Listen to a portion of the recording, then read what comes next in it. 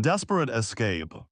The crimson light of twin setting suns cast long shadows across the barren landscape as the small transport vessel shuddered violently, trailing smoke and sparks through the atmosphere. Inside the cockpit, Naira gripped the controls with six-fingered hands, her iridescent blue skin glistening with sweat as warning alarms blared throughout the cabin. "We're losing altitude too quickly," she shouted over the noise. Her amber eyes, with vertical pupils like a cat's, darted between failing instrument panels. "The damage is worse than I thought." Beside her, her sister Zella worked frantically at the navigation console.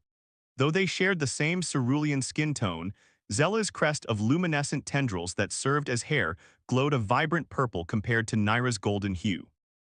"I've located a landing zone," Zella replied, her voice maintaining the melodic cadence characteristic of the Azuran people. "It appears to be a human outpost of some kind. Isolated, minimal signatures, it's our only option." The ship bucked again as another system failed. Through the viewport, Earth's rugged terrain rushed toward them, a planet they'd known only from data files, now their desperate refuge from the hegemony forces pursuing them across three star systems. "Hold on," Naira called as she fought the controls. The transport skimmed a ridge of trees, losing a stabilizer fin before skidding across rocky ground in a shower of sparks and debris. When the world stopped spinning, the sisters found themselves amid the smoking ruins of their vessel. Miraculously, they'd survived with only minor injuries, one of the many benefits of Azuran physiology. "Salvage what you can," Naira instructed, pulling herself from the pilot's seat. "Food, medical supplies, the phase disruptors, anything we can carry." Zella nodded, her tendrils pulsing with anxiety as she gathered their meager possessions. "The emergency beacon activated during the crash. They'll find us." "Then we have even less time than I thought." 20 minutes later, the sisters stood at the crest of a hill, looking down at a sprawling compound nestled against the base of a mountain. Solar panels glinted in the failing light, and a modest structure resembled the prefabricated units used in Earth's more remote settlements. "One life sign," Zella confirmed, checking the scanner strapped to her wrist. "Human male." Naira adjusted the pack on her shoulders. "Let's hope he's feeling hospitable." They approached cautiously, aware of how their appearance would startle most humans. The events of first contact were barely 40 Earth years past, and relations between humans and the handful of known alien species remained tentative at best. Most humans had never seen an Azuran in person. Before they reached the perimeter fence, a voice called out from hidden speakers. "That's far enough, state your business." The sisters exchanged glances. Naira stepped forward, keeping her four-fingered hands visible. "We seek shelter," she called back. "Our vessel crashed 5 kilometers east. We're unarmed." A partial lie, they carried weapons but had concealed them carefully. Silence stretched for several seconds before the voice responded. "Azuran's right, long way from homes." "We no longer have a home," Zella replied, her normally musical voice tight with emotion. "The hegemony saw to that." More silence, then with a metallic groan the gate ahead slid open. "Come in before night falls. The desert gets cold and the scavengers come out." The sisters proceeded cautiously into the compound. Automated defense turrets tracked their movement, outdated models but still lethal. They found their host waiting at the entrance to the main structure, a pulse rifle held casually but ready. Dominic Reed had the weathered look of someone who'd spent too many years under harsh suns. His dark hair was streaked with premature gray, and a network of scars traced patterns across his left cheek and disappeared beneath the collar of his utility jacket. Sharp eyes assessed the sisters with military precision. "Don't recall Earth being on any refugee routes," he said by way of greeting. "It isn't," Naira confirmed. "We had limited options and damaged navigation systems." Dominic gestured with the rifle. "And what brought you into hegemony crosshairs? Last I heard, Azura declared neutrality in the expansion conflicts." The sisters exchanged glances again, a wordless communication passing between them. "It's complicated," Zella offered. A humorless smile crossed Dominic's face. "It always is." He stepped aside, allowing them entry to his home. 2 days, then you need to move on. I don't want trouble." The interior of the dwelling surprised the sisters. Despite its utilitarian exterior, the space contained sophisticated equipment, communications arrays, weapon modification benches, and tech that appeared military-grade rather than civilian issue. "You have experience with trouble," Naira observed, nodding the strategic layout of the room, clear sight lines to all entrances, multiple exit points, weapon caches disguised as ordinary fixtures. Dominic set his rifle down but remained standing. Former Corps of Engineers, now I prefer solitude. We won't impose long, Zella assured him, her tendrils pulsing with a gentle light that humans often found disconcerting. We only need to repair our communication device to contact potential allies. Allies? Dominic raised an eyebrow. What exactly did you do to earn hegemony pursuit? Naira straightened, her amber eyes meeting his directly. We escaped. Millions escaped Azura's fall. The hegemony doesn't chase refugees across multiple systems without reason. We're not ordinary refugees, Zella admitted quietly. Dominic crossed his arms. I figured that much, so what makes you special enough for them to want you back? The sisters shared another look before Naira spoke. We were part of an experimental program. The hegemony studies genetic manipulation to create biological capabilities useful for their expansion. What kind of capabilities? In answer, Naira extended her hand, palm up. The air above it shimmered, and molecules rearranged themselves until a small sphere of water appeared, floating above her palm. With a gesture, the water froze solid, then vaporized into steam. Matter manipulation at the molecular level, she explained. Zella's abilities focus on energy wavelengths. To demonstrate, Zella closed her eyes. The lights in the room dimmed and her tendrils glowed brighter. A moment later, every electronic device in the room powered down, then restarted in perfect synchronization. Dominic's expression remained carefully neutral, but his posture had tensed. That explains the pursuit.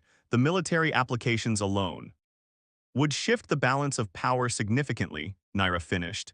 We were born with rudimentary versions of these abilities. All Azurans have some affinity for element manipulation. The hegemony enhanced them through forced experimentation. They want their investment back, Dominic concluded. They want their weapons back, Zella corrected bitterly. We've been running for 36 standard cycles, but our ship wasn't designed for long-distance travel. Dominic walked to a nearby console and activated a display showing the surrounding terrain. If they tracked your ship's trajectory, they'll be here within days, if not hours. We understand if you want us to leave, Naira said. We've put you in danger simply by coming here. We can offer compensation, Zella added hesitantly. Our abilities have practical applications. We could enhance your security systems, improve your power efficiency. Or you could kill me with a thought and take my equipment, Dominic pointed out. Naira's expression hardened. If that were our intention, you would already be dead. We're not the monsters the hegemony tried to make us. A tense silence filled the room. Finally, Dominic sighed and ran a hand through his graying hair. I've got a perimeter alarm system that needs maintenance, power cells that never hold a full charge, and defense turrets with targeting systems from the last decade, he said. Fix those and you can stay until we figure something out. Relief washed over the sisters' faces. There's something else you should know, Zella said quietly. We weren't the only subjects in the program. There were others, some with abilities far more dangerous than ours. And Dominic prompted. They'll send them to retrieve us, Naira explained grimly. Enhanced beings loyal to the hegemony, designed specifically as hunters. Dominic moved to a cabinet and keyed in a code. The panel slid open to reveal an arsenal that would have impressed even military commanders. Then we'd better be ready for them, he said, pulling out an advanced rifle design the sisters didn't recognize. Because once they pick up your trail again, they won't stop until they have you or confirm you're dead. As darkness settled over the compound, the three unlikely allies began preparations for a confrontation none of them wanted but all knew was inevitable. For the sisters, it was another night on the run, but for the first time in months, they weren't facing it alone. Hunters and hunted. Night fell across the desert compound like a heavy blanket, bringing with it a profound silence broken only by the faint hum of Dominic's security systems. Inside the main structure, Zella worked intently at a console, her luminescent tendrils pulsing with concentration as she interfaced directly with the outpost's power grid. Your system efficiency has improved by 37%, she announced, withdrawing her hand from the modified access port. The defense turrets now have a dedicated power reserve that should maintain functionality even if the main grid is compromised. Dominic nodded appreciatively as he reviewed the diagnostic readouts. Impressive, that would have taken me weeks. Across the room, Naira finished reinforcing the structure's walls with a molecular-level adjustment that would make them resistant to standard hegemony weaponry. Her amber eyes glowed faintly with the effort. The eastern and northern exposures are complete, she reported, wiping perspiration from her brow. The molecular bonds should hold against anything short of heavy artillery. Which they might bring, Dominic pointed out grimly, checking the charge on a modified pulse rifle. How close are we on the early warning system? Zella tapped a series of commands into the console. I've expanded your sensor range by redirecting satellite telemetry through 3 abandoned communication relays. We should have approximately 18 minutes of warning when they enter the atmosphere. The trio had fallen into an uneasy alliance over the past 12 hours. Trust was a luxury none of them could fully afford, yet circumstances demanded cooperation. Dominic continued to maintain a careful distance, but his military pragmatism recognized the value of the sisters' abilities. We should discuss contingencies, he said, spreading a terrain map across the central table, if we're overrun. The proximity alarm cut him off, a sharp, insistent tone that sent Zella rushing back to the console. That's impossible, she whispered, her tendrils flaring bright purple with alarm. They can't be here already. Dominic moved to her side, studying the readout. Not a ship, he determined after a moment. Single ground vehicle approaching from the west. Standard Earth transport signature. Naira joined them, her face tense. Hegemony infiltrator. Possible, Dominic acknowledged, retrieving his rifle, but unlikely to announce their approach. He activated an external camera feed, revealing a rugged transport vehicle raising dust as it approached the compound perimeter. The unmarked vehicle slowed as it reached the outer sensor boundary. I know that truck, Dominic muttered, features hardening. Vasquez. The sisters exchanged concerned glances. Friend, Naira asked cautiously. Former colleague, Dominic corrected, which means either incredibly bad timing or… Someone sold us out, Zella concluded, her melodic voice tight with anxiety. Dominic keyed the external communication system. Identify yourself. The truck stopped and a figure emerged, a woman with military bearing and close-cropped gray hair. She raised empty hands toward the camera. You know who I am, Reed, she called out. We need to talk. Not interested in a reunion, Colonel. The woman's expression remained impassive. I'm not here about the past. I'm here about the 2 Azuran nationals who crash-landed 20 kilometers from here. The ones the hegemony has dispatched an extraction team to recover. Inside the compound, Dominic's jaw tightened. He cut the external audio and turned to the sisters. Options. Naira's expression had hardened into something dangerous. We could eliminate the threat. She's human military intelligence, Dominic countered. If she doesn't report in, others will come. How did she find us so quickly? Zella wondered, her analytical mind already calculating possibilities. Dominic's laugh held no humor. Earth might claim independence from the hegemony, but our intelligence services maintain back channels, particularly officers like Vasquez. He paused, weighing their limited options. I'll speak with her, alone, be ready if this goes sideways. Minutes later, Colonel Ileana Vasquez sat opposite Dominic in the compound's secured meeting room, her calculating gaze taking in the reinforced walls and upgraded security measures. You've been busy, she observed. Your guests seem to have made themselves useful. Cut the reconnaissance, Ileana, what do you want? Vasquez leaned forward. Official channels received notification of an unauthorized landing in this sector. Given the proximity to your location and your history with non-terrestrial entities, I volunteered to investigate before this became a diplomatic incident. Your concern is touching. The hegemony dispatch mentioned 2 escaped research assets. They're sending a specialized recovery team, ETA less than 4 hours. Dominic's expression revealed nothing, and you're here because… Because despite what happened at Proxima Station, I still owe you. Vasquez's professional demeanor cracked slightly, revealing something almost human beneath. And because I've seen the classified files on hegemony research assets. Whatever those women are running from, they have reason. Before Dominic could respond, alarms blared throughout the compound. Zella's voice came through the intercom, tight with urgency. Atmospheric entry detected, multiple signatures. Vasquez stood immediately. They've accelerated their timeline. Someone must have tracked my movements. Dominic swore under his breath. How many? One primary transport likely carrying a tactical team, Zella reported. And something else, a smaller vessel with unusual energy readings. It's moving differently. Naira appeared in the doorway, her normally blue skin paling to an ashen gray. They sent a sentinel, she stated flatly. What's a sentinel? Dominic demanded, already moving toward the armory. The culmination of the same program that created us, Zella explained, joining them with a portable scanner in hand. A perfectly obedient hunter with abilities specifically designed to counter ours. Vasquez's expression darkened.